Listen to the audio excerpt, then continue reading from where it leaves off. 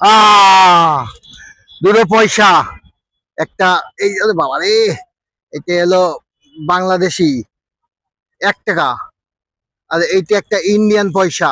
এবার আমরা এই সাইডটাই ফেলবো, দেখি এখানে রেজাল্টটা কি আসে। আশা তো করতেছি কিছু না কিছু বাদুক, দেখি শেষ পর্যন্ত কি এসে দাঁড়ায় ভাগ্যে।